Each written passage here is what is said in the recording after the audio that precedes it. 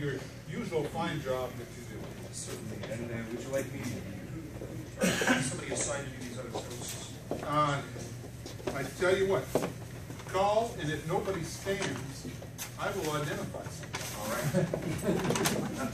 Sounds good. Because we got some people that haven't made it. Okay. Or can't find it. I'm not sure which.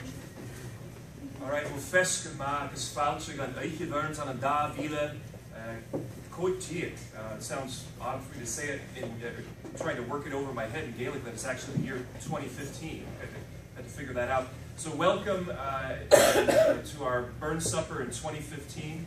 I lost count of how many years I've been doing this particular burn supper, but it's my 7. Wow, that's a good Scotch.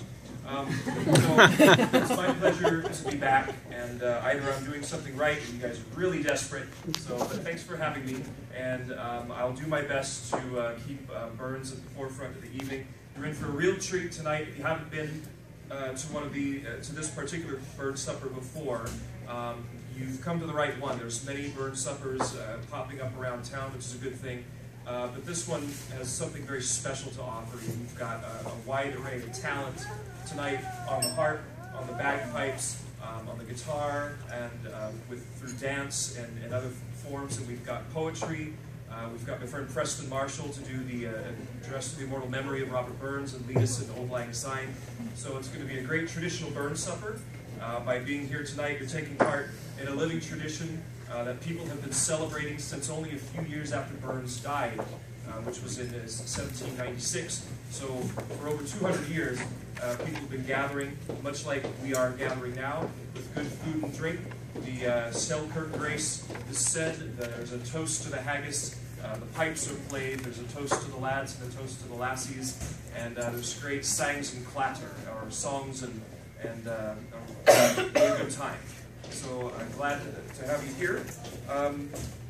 I usually open, since it's a Masonic event, I open with a Masonic song that Burns wrote. So the secret that Burns was a Mason. And so I'm going to do that now because it's got a great, I myself am not a Mason, but I think the song has a really great sentiment. All right, so...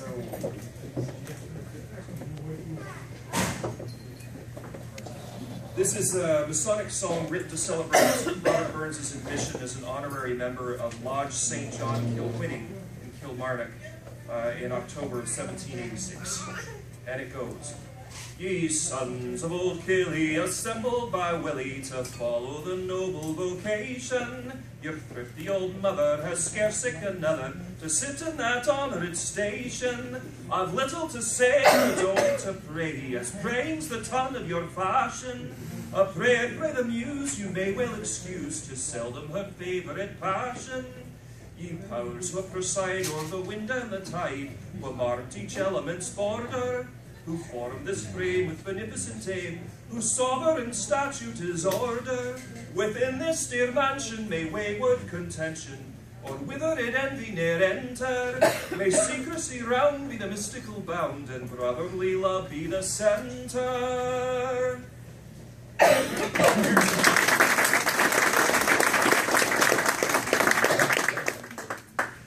All right, so before the haggis comes out, we're going to have a couple of toasts. This is a toasty, one of the toastiest burn suppers you'll ever see. Would you like to explain that, why it's so toasty? Because we're all going to get toasted. No. There is a reason. All right. This is the Burns clan of the Royal Order of Scotland. Now the Royal Order of Scotland is this pin right here. And there are 9 points. Therefore, there are 9 toasts. So that's it. And if I might, Jeff, I have one announcement that I forgot to make. The Scotch, if you purchase Scotch and haven't had a chance to taste your Scotch, it's around the corner there. There is no Scotch beyond that point or beyond the perimeters of this area. So when we do the entertainment, we will be going after dinner into the other room. So you want to make sure you've had all your Scotch before we go there. or you will be without scotch because it will be closed up and put away. Thank you, Jeff, and I'm sorry for that.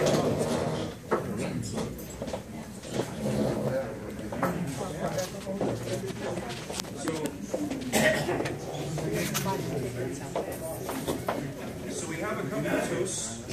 A toast to the President of the United States. Yes, it's ready. To the office of the President of the United States. To the office of the President of the United States. To the office of the President of the United States.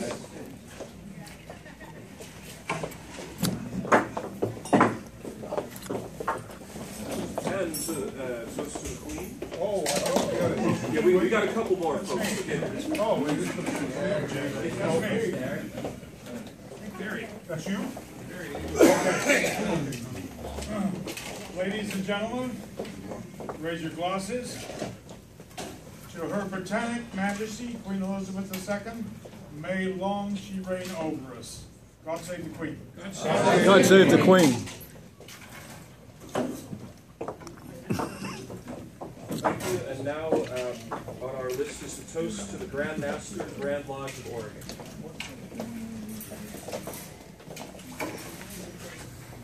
Here is a toast to most worshipful brother, Michael Wick, Grand Master of the Grand Lodge of Ancient, Free, and Accepted Masons of Oregon. To the Grand Master. To the Grand Master.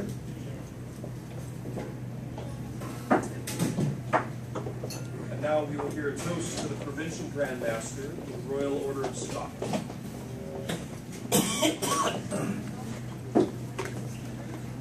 To the Provincial Grand Master of the Royal Order of Scotland. To the Provincial Grand Master of the Royal Order of Scotland. United States.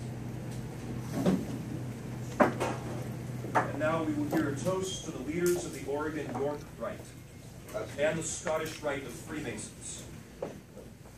Here's to the Royal Order of the York Rite of Freemasons and the Scottish Rite of Freemasons.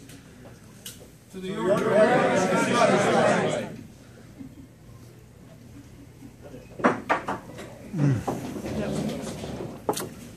You've got to pour me another one. I'll open the haggis in just a minute. People need a second to recharge their glasses. Take a second to recharge your glasses and rest. Rest.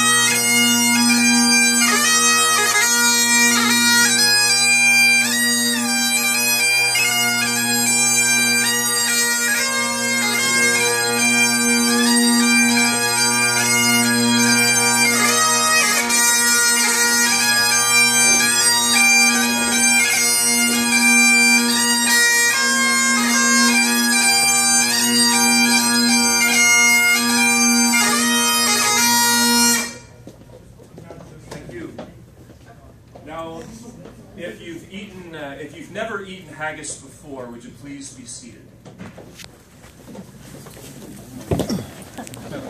If you've eaten haggis before, remain standing. So those of you sitting down, look around the room. All of us standing have eaten haggis before, and we're still standing. Nothing to be afraid of. Okay, everyone, you can be seated now. Look this view. That's a beautiful haggis. Robert Burns loved the haggis. He wrote these lines to the haggis at a time when other romantic poets would be writing lines to a teapot or lines to a Grecian urn. And this is the subject of Burns' poetry. It's it was quite a common dish in its day, and it has simple ingredients, not the least of which is porridge. So it's got porridge oats, and it's got sausage in it, and so it's nice and healthy. I'll never forget walking around the streets of Edinburgh after the pubs closed and going to a chippy, and instead of fish and chips, you could order a haggis. They would deep fry it in batter and put salt and vinegar on it and serve it with chips. It was a wonderful thing. So I will give Burns' address to the haggis. Fair fall, your honest salty face, great chieftain of the pudding race. Up in them all you talk your place, pinch, stripe or fame. Wee laddie worthy of a grace's lines my aim. A groaning trencher band needful, your hurdy is like a distant hill. Your pin, what helped to mend a mill in time of need, while through your pores the dew is still like amber weed. His knife, see rustic labour dicht, and cut ye up, we ready split. Trench in your gushing entrails, break like honey ditch. And then, what a glorious sight. Warm, reeking, wrench. Then, horn for horn, they stretch and strive. Deal tack the hindmost on they drive till all their wheels swallowed kites. The live are bent like drums, and old Goodman mayst like to ride. Be thanked hums.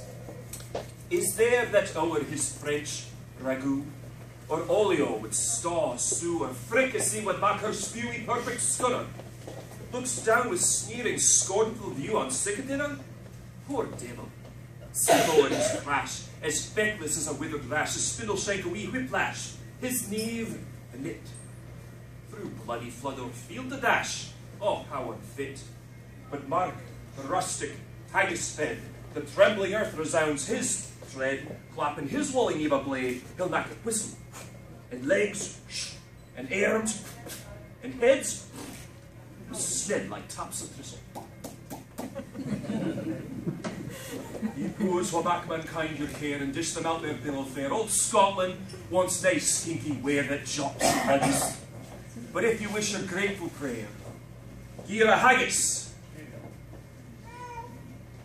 Am I toasting the haggis, or is somebody else toasting? You are. I am. Oh, you are. That's you. I implore you to greet a tasty meat that used to bleed, but no longer. For your mouth, it's a feast. For your stomach, it's a treat. Though it smells like feet, but stronger. To the haggis. To the haggis.